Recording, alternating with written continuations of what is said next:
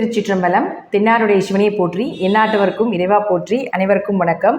கும்ப ராசிக்குண்டான பிப்ரவரி மாத பலன்கள் எப்படி இருக்கும் அப்படிங்கிறத பார்த்துக்கலாம். அதுக்கு முன்னாடி நம்மளுடைய சேனலை சப்ஸ்கிரைப் பண்ணிக்கோங்க. பொதுவாக கும்பராசியை பொறுத்த வரைக்கும் பார்த்துட்டிங்கன்னா, ஜென்மத்துக்குள்ளே சனி பகவானது ஒரு பிரச்சனைகளை கொடுத்துக்கிட்டு இருந்தாலும் பணம் மற்றும் லாபத்தை கொடுக்கக்கூடிய குரு பகவானும் வக்ரத்தில் இருந்தார். அதுவும் பாருங்க, உங்களுக்கு சுக்கிரனுடைய வீடாக இருக்கக்கூடிய ரிஷபத்தில் போய் வக்ரமாக இருக்கிறார்.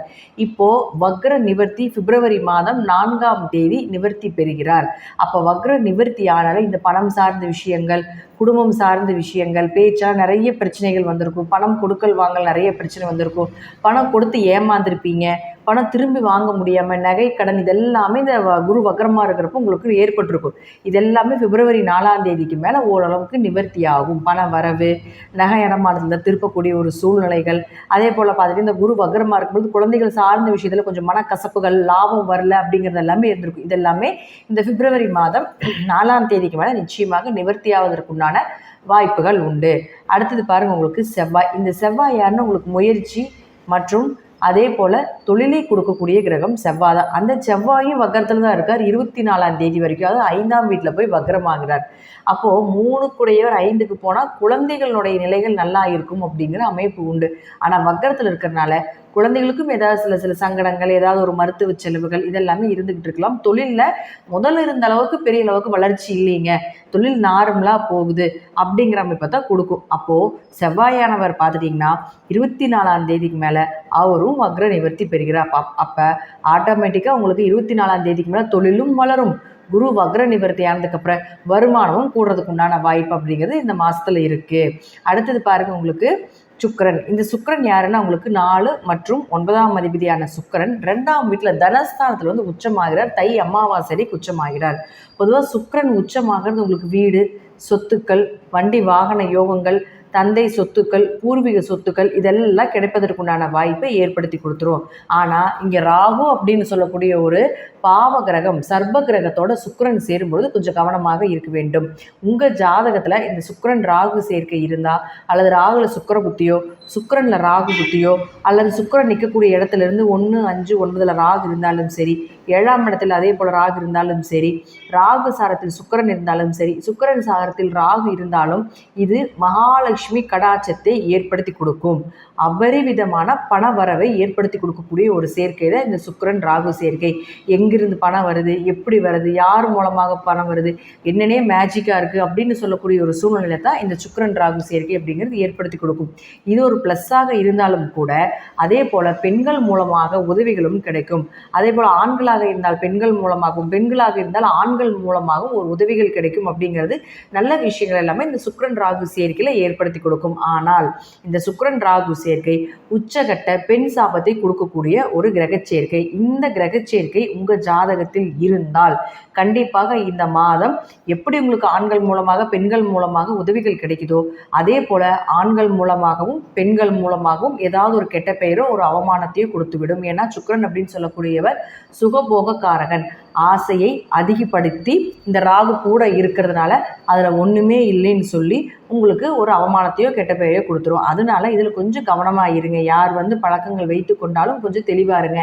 இதுவும் உங்கள் ஜாதகத்தில் சுக்கிரன் ராகு நான் சொன்ன காம்பினேஷன் இருந்தால், இளம் வயதிலாக இருக்கக்கூடிய பெண்களாக இருந்தாலும் சரி, இளம் வயதில் சிறு வயதில் இருக்கக்கூடிய ஆண் பசங்களாக இருந்தாலும் சரி, கொஞ்சம் கவனமாக பார்த்துக்கோங்க.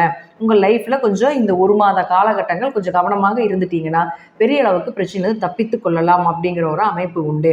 அதே போல் இந்த ராகு சுக்கிரன் சேர்க்கை உங்கள் ஜாதகத்தில் இருந்தால் இது பெண் சாபத்தினோட உச்சம் அப்படின்னு நம்ம சொல்லியிருந்தோம் இல்லைங்களா? இதில் பாருங்க, பங்காளி உறவுகள், உங்கள் வம்சங்கள், உங்கள் தலைக்கட்டு இதெல்லாமே உங்கள் குடும்ப உறவுகள் எல்லாமே பார்த்தீங்கன்னா ஒரு நல்ல நிலையில் இருக்க மாட்டாங்க பெண்கள்.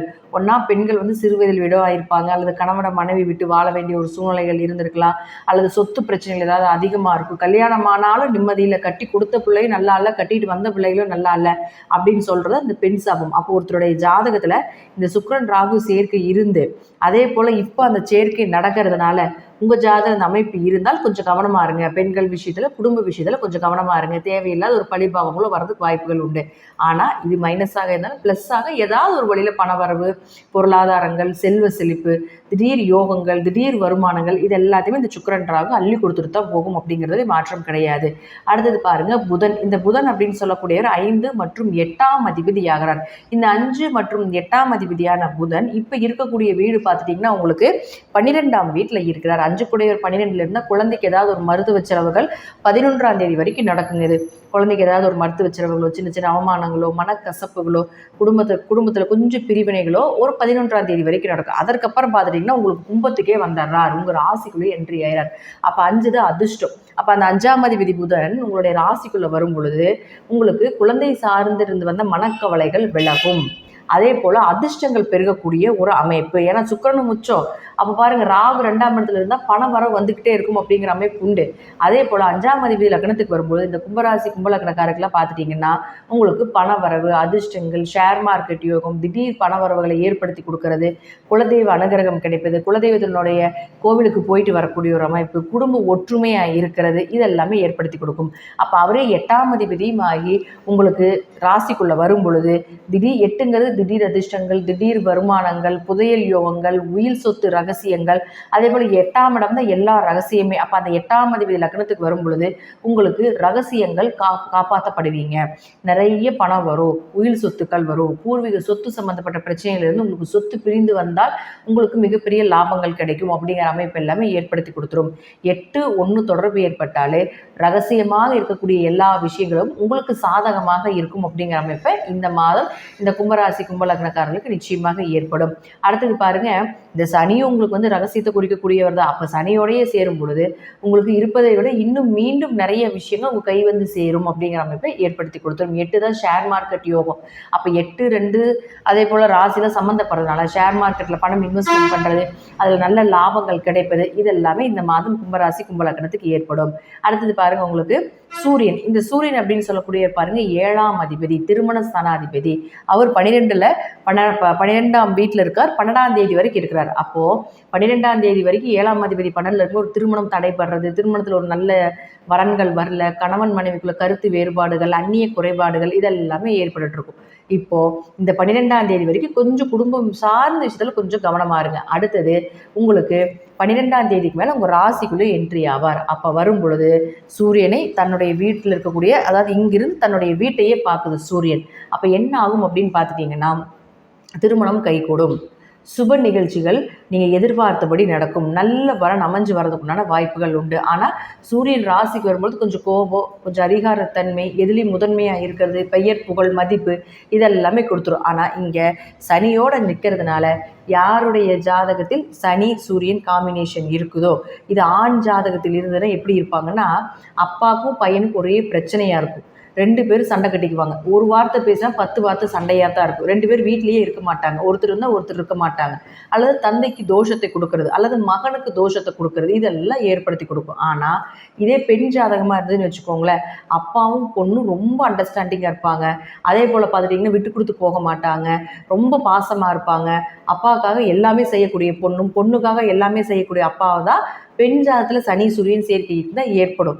ஆனால் சொத்தையே கொடுக்கக்கூடிய ஒரு சூழ்நிலைகள் கூட வந்துடும் ஒரு சில டைமில். ஆனால் இதே ஆண் ஜாதகமாக இருந்தால் சொத்தை கொடுக்க மாட்டார், பூர்வீகத்தில் பிரச்சனை பண்ணுவார், பூர்வீக சொத்தை அனுபவிக்க முடியாது. இதெல்லாமே ஆண் ஜாதகத்தில் இருக்கும். பெண் ஜாதகமாக இருந்தால் இதெல்லாம் இயற்கையாகவே கிடைச்சிடும். அப்போ உங்கள் ஜாதகத்தில் இந்த சனி சூரியன் சேர்க்கை இருக்குது அப்படின்னா இந்த மாதம் பூர்வீக சம்பந்தப்பட்ட சொத்து சார்ந்த விஷயங்கள் அப்பா கிட்ட மூவ் பண்ணிங்கன்னா கொஞ்சம் கவனமாக இருங்க. ஆண் ஜாதகமாக இருந்தால் வீட்டுக்குள்ள பிரச்சனைகள் இருந்தாலும் கூட சமுதாயத்தில் இந்த சனி சூரியன் சேர்க்கை அப்படிங்கிறது பெரிய லெவல், சமுதாய லெவலில் நல்ல ஒரு வேலை வாய்ப்புகள், மற்ற மக்கள் முன்னாடி நல்ல ஒரு மதிப்பு மரியாதை, இதெல்லாமே ஏற்படுத்தி கொடுத்துரும். அரசாங்கம், அரசியல் தொடர்பு, அரசு சார்ந்த வருமானங்கள், இதெல்லாமே ஆண்களுக்கு இந்த சனி சூரியன் சேர்க்கை இருந்தால் கண்டிப்பாக ஏற்படுத்தி கொடுக்கும். உங்கள் ஜாதகத்திலையும் இந்த சேர்க்கை இருக்குது அப்படின்னா இந்த மாதம் பாருங்கள், அரசு கிரகங்களாக சொல்லக்கூடிய சூரியன், சனி, செவ்வாய் இவர்களுடைய தொடர்பு இருக்குது. சனிக்கும் சூரியனுக்கும் திரிகோணத்தில் 5ஆம் இடத்துல செவ்வாய் இருக்கிறதும் தொடர்புகளை ஏற்படுத்தி கொடுக்குது. அதனால கவர்மெண்ட் வேலைக்கு ட்ரை பண்ணிட்டு இருக்கீங்க, ஏதாவது ஒரு கவர்மெண்ட் கான்ட்ராக்ட் எடுத்து செய்யணும், இது போல் ஏதாவது அரசு சார்ந்த ஒரு உதவிகள், அரசு சார்ந்த வேலை வாய்ப்புகள், கவர்மெண்ட் எக்ஸாம் எழுதுறது போன்ற ஏதாவது ஒரு விஷயங்கள் எதாக இருந்தாலும் கவர்மெண்ட் இருந்து பணம் வரணும், முதியோர் உதவித்தொகை, இது போல் ஏதாவது ஒரு கவர்மெண்ட் இருந்து உங்களுக்கு வரணும் அப்படின்னு நீங்கள் நினச்சிட்டு இருந்தீங்கன்னா இந்த மாதம் மூவ் பண்ணும் பொழுது அது உங்களுக்கு சாதகமாக வர்றதுக்குண்டான வாய்ப்புகள் உண்டு. ஏன்னா சனி பகவான் அப்படின்னு சொல்லக்கூடியவர் சூரியனோடய சேரும் பொழுது கொஞ்சம் மனக்குழப்பத்தை கொடுப்பாரே தவிர, கொஞ்சம் சில அவமானங்களை கொடுப்பாரே தவிர, மற்றபடி ஒரு இடத்தில் நீங்கள் விழுந்தாலும் மறு இடத்தில் எழுந்து நிற்கக்கூடிய ஒரு அமைப்பை நிச்சயமாக ஏற்படுத்தி கொடுப்பார் அப்படிங்கிறதுல மாற்றம் இல்லை. இந்த மாதம் கும்பராசியை பொறுத்த வரைக்கும் பிப்ரவரி 4ஆம் தேதிக்கு மேலே பணவரவும், 24ஆம் தேதிக்கு மேலே நல்ல தொழில் ரீதியான வளர்ச்சியும், அதே போல் இந்த சனி சுக்கிரன் சேர்க்கை அப்படிங்கிறது பார்த்துட்டிங்கனாலும், சனி சூரியன் சேர்க்கை அப்படிங்கிறது பார்த்துட்டிங்கனாலும் ஏதாவது ஒரு வழிவகையில் உங்களுக்கு அரசு வருமானத்தையும், சுக்கிரன் ராகு மிகப்பெரிய பண வளர்ச்சியும் கொடுப்பதற்குண்டான ஒரு கிரகச்சேர்க்கை அப்படிங்கிறது இந்த மாதம் இருக்குது. உங்கள் ஜாதகப்படி நான் சொல்லக்கூடிய கருத்துக்கள் சிறிது மாறுபடலாம். நன்றி. மீண்டும் ஒரு நல்ல பதிவில் சந்திக்கலாம். திருச்சிற்றம்பலம், தில்லையம்பலம், ஸ்ரீ நரசிம்மர் திருவடிகளே சரணம். கடவுள் அருள் டிவியை பார்த்தமைக்கு நன்றிகள். மேலும் இது போன்ற தகவல்களை தெரிந்து கொள்ள கடவுள் அருள் டிவியை சப்ஸ்கிரைப் செய்யுங்கள். மறக்காமல் பெல் ஐக்கானை கிளிக் செய்யுங்கள்.